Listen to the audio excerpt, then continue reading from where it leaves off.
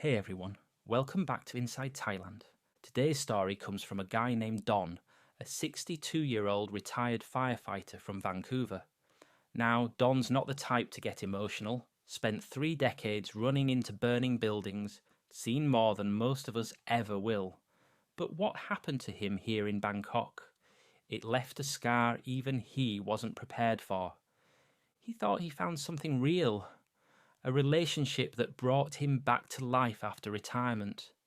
2 full years with a woman who made him feel seen again, like he mattered. But there was something she wasn't telling him, and when the truth finally came out, it shook everything. This one's raw, it's honest, it's complicated, and whether you agree with how he handled it or not, you'll understand why it cut so deep. So here's Don's story, in his own words. Hey there, name's Don. I'm 62, originally from Vancouver, retired firefighter. Spent the better part of my life running into burning buildings and dragging out bodies. Never thought the thing that'd really floor me would be a 5'3" Thai woman with a laugh like wind chimes and a secret bigger than the Grand Canyon. I'm writing you this from a rooftop bar on Sukhumvit. It's hot as hell even at night, and the ice in my whiskey's already melted, just like everything else I thought I had figured out. There's this couple down the far end of the railing, young Western guy with his Thai girlfriend, all giggles and cuddles. I should probably look away, but I don't. I can't. Because 2 years ago, that was me, and her name was Ice. I met her when I first moved out here. Didn't come looking for love, just figured I'd burn through my pension somewhere warmer. Vancouver's a beautiful place, but retirement hit me harder than I expected. The silence, the cold, waking up with no fires to fight and no one beside me. Thailand seemed like an easy answer. Cheap, warm, friendly smiles.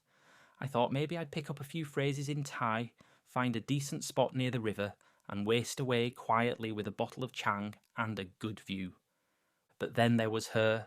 I didn't know back then what I know now. Hell, I thought I was done learning lessons the hard way. But life, especially out here, has a way of pulling the rug out from under you just when you think you've got solid footing.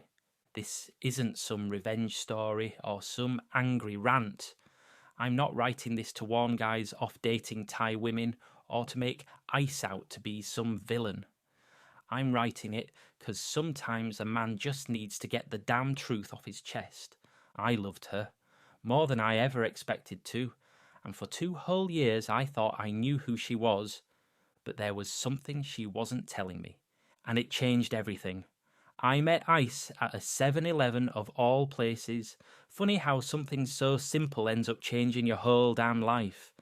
It was one of those muggy Bangkok afternoons where the air feels like soup and your shirt sticks to your back the second you step outside. I ducked into the 7-Eleven off Soi 19 just to cool off for a bit, grabbed a bottle of water and a sausage roll that probably could have survived nuclear war, and there she was, behind the counter, bagging up someone's smokes and smiling like she'd been doing it all her life. She looked different. Not like the girls working the bars. She was done up, sure, eyeliner, lipstick, all that. But there was something softer about her.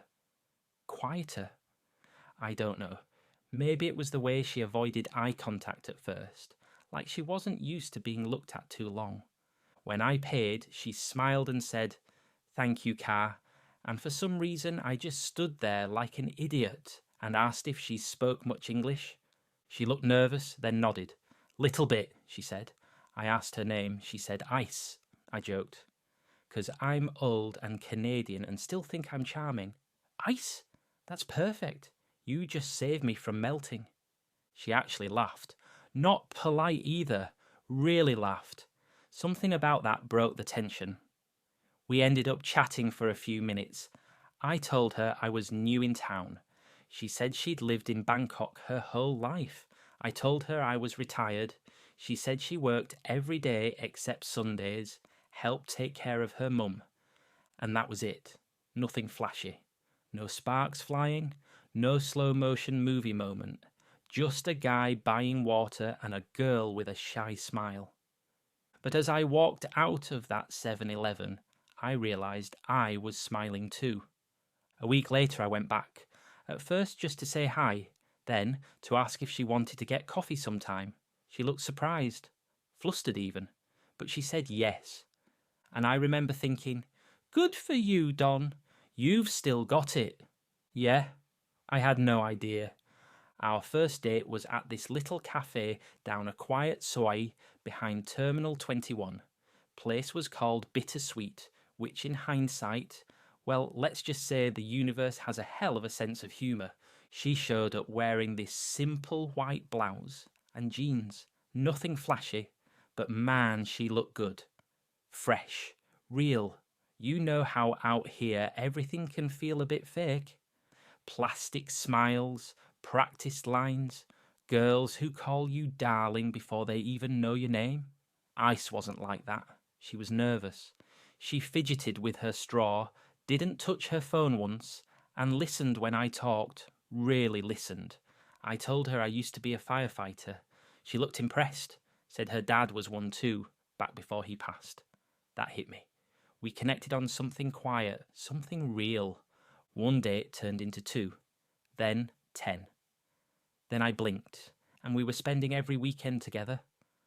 I'd pick her up after work, we'd walk around Asok, or head over to Chinatown for street food. She always ordered the spicy stuff and laughed when I broke into a sweat. She taught me how to say my pet if I wanted it mild, then kept ordering pet Mac Mac just to mess with me. 6 months in, she moved in. No big conversation about it. Just started staying more nights than not. One day she brought over a pink toothbrush and a bag of her clothes. That was that. I didn't mind. Truth be told, I liked it. I liked coming home to someone. I liked the way she folded my shirts even though I never asked her to. I liked how she hummed when she cooked, always off-key, always happy. And here's the kicker. She never asked for money. Not once. Now I know what you're thinking. I've been in enough bars, heard enough horror stories from other Farang guys. She's playing the long game, they'd say. Wait till she needs a loan for her cousin's buffalo. But Ice, she wasn't like that. Paid her own way, bought groceries, even insisted on covering half the rent once I got us into a nicer condo near From Fong. It felt solid, honest, like I'd finally looked into something decent. But now, looking back, there were signs. Just small ones. She never changed in front of me, always locked the bathroom door, kept her makeup bag out like it was armour, wouldn't go swimming ever, said she was shy about her body, and I figured, hey, Thai culture, right? Different upbringing, be respectful. She avoided certain places too, wouldn't walk with me down Soi 4 or hang around Silom after dark. Said it was too loud, too many people. I figured she just didn't like the chaos. I didn't ask questions. And maybe that was the problem. There's a feeling you get after 30 years running into buildings you shouldn't survive. You start to know when something's off. That sixth sense, gut instinct, whatever you want to call it. Sometimes it's a flicker of heat or the way the smoke moves. You learn to trust it, even when you can't explain it. I started getting that feeling around the 18-month mark with Ice. It wasn't one big red flag, more like a dozen little yellow ones waving in the background, barely noticeable until you step back and squint. One night we were out at this little bar tucked down Sukhumvit 33. Live jazz, dim lighting, nice crowd, not too loud, not too seedy. Ice loved the music. She leaned in close, rested her head on my shoulder, told me I made her feel safe. Then I saw the bartender, Thai guy, maybe late 30s, look over at us, then whisper something to a server. They both laughed. Real subtle, real quick. I brushed it off at the time. Just local gossip, maybe jealousy, but it stuck with me. A week later, she left her purse on the bed while showering. I wasn't snooping. I swear on my life I wasn't. But something fell out when I bumped it getting dressed. A small pill bottle, Thai label, medical looking. I recognised one word. Estradiol. Now I'm no pharmacist, but I remembered enough from first aid training back in the department to know what that was, hormone therapy. When she came out, I asked real casual, "You taking something for your skin or something, babe?" She froze for a split second, just long enough, then said, "Yeah, it was to help her hormones stay balanced." Said Thai women take all kinds of supplements for beauty, whitening pills, collagen, vitamins. She smiled, kissed me on the cheek, and that was that. And me? I wanted to believe her, so I did, like a bloody idiot. Looking back now, it's like watching a horror movie where the guy walks into the dark basement and you're yelling, "Don't go down there." But he always does, doesn't he? Because in real life, love makes you stupid, comfortable, lazy. I had a beautiful woman who cooked for me, laughed at my jokes, made my bed smell like jasmine. Why would I go looking for cracks in the foundation? But my gut, it wouldn't shut up. I remember the night it all started to unravel. It was raining, not that soft Vancouver drizzle I grew up with, but a proper Bangkok downpour. Sheets of water coming down so hard the sky looked like it was made of broken glass. We'd just had dinner at a Korean BBQ spot off Sukhumvit 26. Ice loved that place. She always grilled the meat for me, scolded me when I tried to do it myself. "You cook fire too much already, let me do." She thought that was the funniest joke ever. Used it every damn time. Anyway, we got caught in the rain, ran into this little bar to wait it out. Just the two of us and an old man asleep behind the counter. We sat at the back, low lights, jazz on the speakers, the smell of wet pavement wafting in through the open door. Ice was quiet. Not her usual self. Normally she'd be buzzing after a night out, talking about some Korean drama, planning our weekend, asking if I wanted dessert. But this time, she just sipped her drink and stared out at the rain. I asked her what was wrong. She said nothing. I pressed a little, gently. I wasn't angry, just concerned. And then she said it. "Don, if I tell you something, will you still love me?" Now, that sentence hits different when you've spent 2 years thinking you know someone. I felt my stomach knot up instantly. I tried to stay calm. I said, "Ice, what is it? You sick? You in trouble?" She shook her head, tears already forming in her eyes. I never tell you everything. I scared you go away. I scared you hate me." I reached across the table, took her hand. "Babe, you can tell me anything." She looked like she was about to speak, like the truth was right there, sitting on the tip of her tongue. But then she swallowed it. Just like that. "Not tonight," she said, pulling her hand back. "I'm sorry. I love you." And that was the end of it. We walked home in silence. The rain had stopped, but the streets were slick, glistening like oil. She held onto my arm the whole way, tighter than usual. I didn't sleep that night. I just lay there, listening to her breathing next to me, wondering what kind of truth makes a woman look that afraid. I didn't know it yet, but that was the moment everything changed. The moment the dam started cracking, and I was standing right beneath it. A couple weeks went by after that night. Things went back to normal, or at least they looked like it. She cooked breakfast, sent little kiss emojis during the day. We watched her soap operas at night, me pretending to understand half the dialogue while she explained every plot twist like it was Shakespeare. She even bought me a new shirt, said blue made me look more handsome, like movie actor. I didn't have the heart to tell her it made me look like a washed-up cop from an 80s rerun. But underneath it all, something was off. I could feel it. She was too careful, too affectionate, like she was trying to glue the pieces together before I realised something had cracked. Then came the tuk-tuk ride. We'd just left Terminal 21. Ice had dragged me into another clothes shop, convinced I needed more younger man style. We were laughing, actually. It was a good day.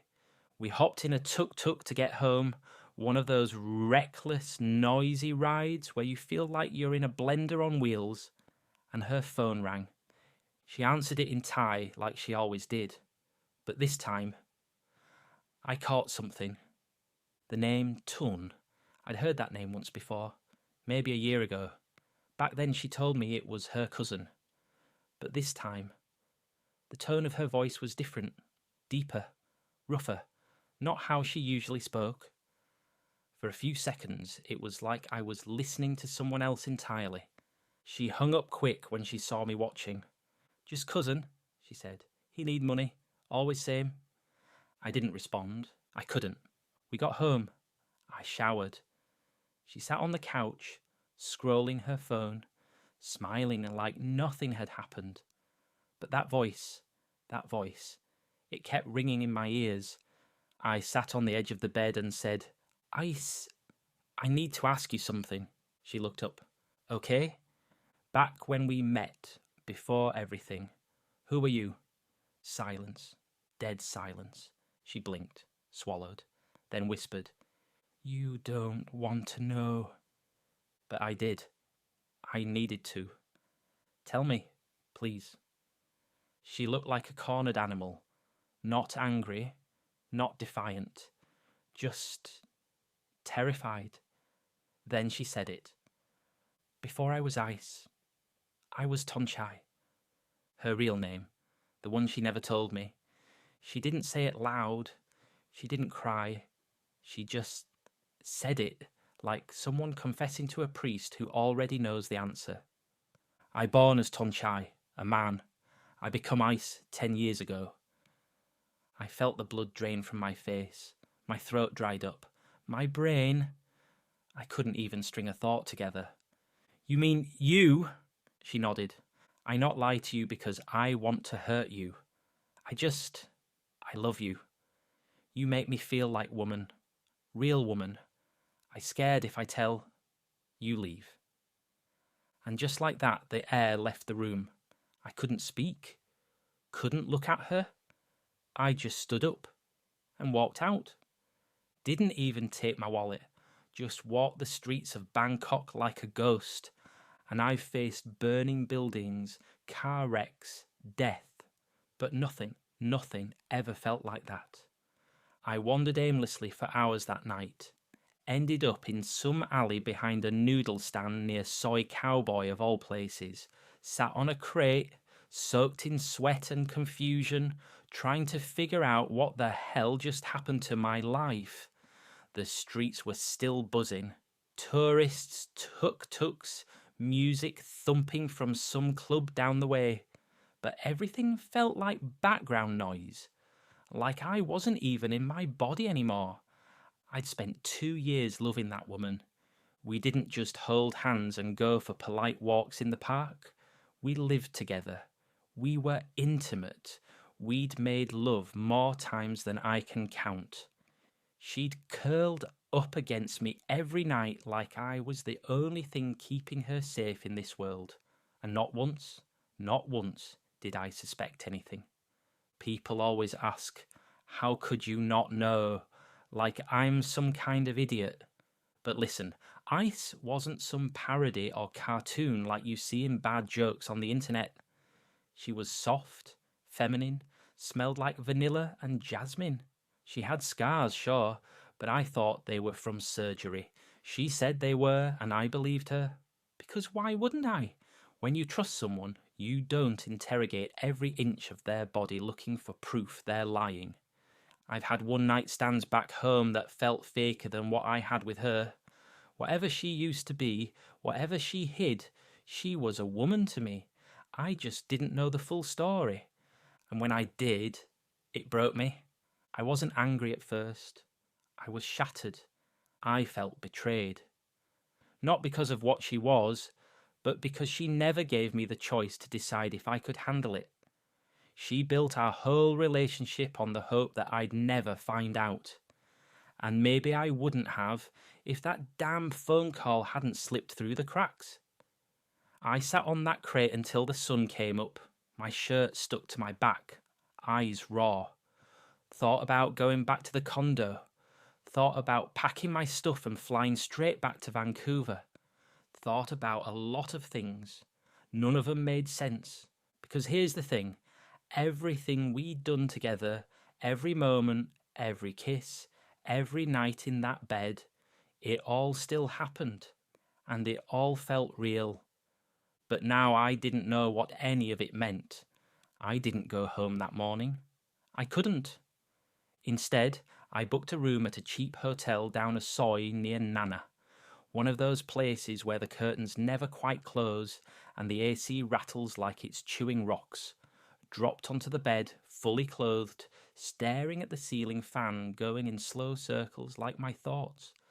She messaged me dozens of times, first asking if I was okay, then apologising, then begging me to come home.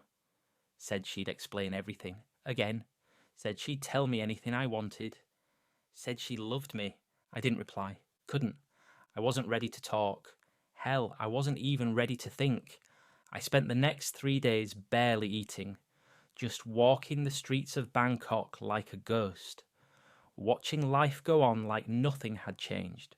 Monks collecting alms at dawn, tuk-tuk drivers hustling fares, bar girls flashing smiles that didn't reach their eyes. The same chaos, the same rhythm. But I was out of sync with all of it. I'd built a life with someone, a routine, a future even. We talked about moving somewhere quieter, Hua Hin maybe, getting a dog, taking a trip to Japan. And now? Now I didn't know which parts were real and which were just theatre.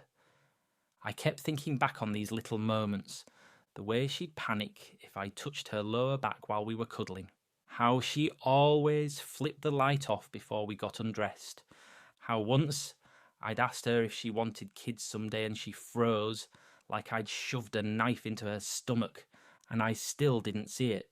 I felt ashamed for being fooled, for being vulnerable, for not noticing. But mostly, I felt loss because I missed her. Even after everything, I still missed her. Her laugh, her warmth, the way she'd squeeze my hand when we crossed the road like I was going to wander off into traffic like some old fool. And I hated myself for that.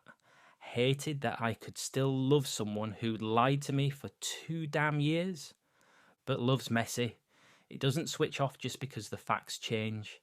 It just sits in your chest like wet cement. I finally messaged her on the 5th day. Just a short one. Let's meet. No emojis, no heart, just that. We met at Lumpini Park just before sunset. Quiet time of day. Fewer joggers, fewer kids. The sun was dipping behind the skyline, painting the water orange. I stood by the lake, watching the monitor lizards creep along the edge, wondering how the hell my life had come to this. She showed up 10 minutes late, wearing the same pink blouse she wore on our second date, like she thought maybe it would help, maybe take me back to a version of us that still made sense. She looked nervous, makeup subtle, eyes swollen like she hadn't slept either. Neither of us sat. I asked her, "Why didn't you tell me?" She looked down at the ground, rubbed her hands together like she was trying to wash something off them. "Because you looked at me like I was normal, like I was just ice, not mistake, not joke, just me." She swallowed hard, then added, "You were the first man who made me feel human again." I wanted to scream. I wanted to cry. I wanted to grab her and shake her and hold her all at the same time. But I didn't do any of that. I just said, "You should have told me." And she nodded. No defence. No excuses. Just a woman standing in front of a man she lied to, knowing the truth, came too late. We stood there in silence for a while. People passed by. Dogs barked. Somewhere in the distance a bus honked. Then she said, "I won't message again. I just wanted you to know I never meant to hurt you." And I believed her. She turned to walk away, and for a second I thought about stopping her, about trying to make sense of it, about rewriting the past somehow. But I didn't, because some endings don't need fireworks. They just need closure. That was the last time I saw her. No screaming match, no dramatic goodbye. Just two people in a park with too much history and nowhere left to go.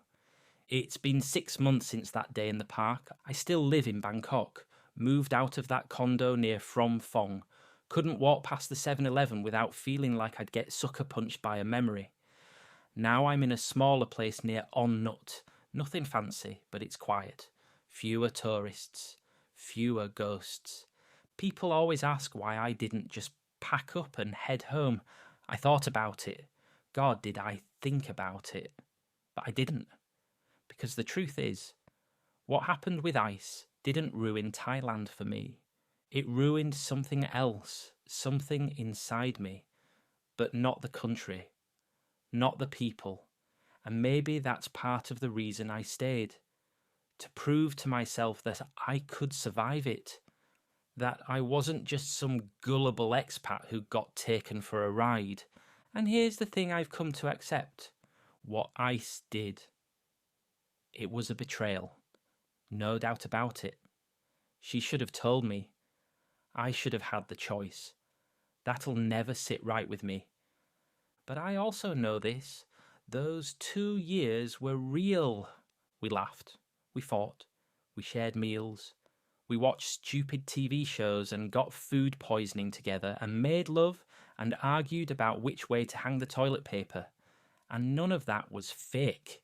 Not to me. What was fake was the foundation, the part where trust should have lived. And when you build on sand, it all collapses eventually. But I don't hate her. She lied to survive, to be loved, to be seen.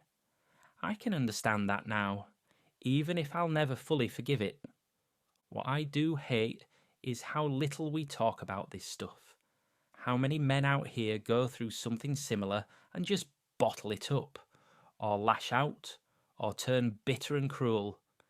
So I'm telling my story, not because I want sympathy, not because I want revenge, but because if you're a guy out here, especially an older guy like me, you need to know, ask the hard questions, even when things feel good, especially when they feel too good. Don't let your loneliness do the talking. Don't let flattery blind you. And don't assume honesty comes built in with a pretty smile and a hot bowl of noodles. I still miss her sometimes, I won't lie, but I miss who I thought she was, not who she actually turned out to be. And that's a lesson I learned too late. That was Don's story, and yeah, it's a heavy one.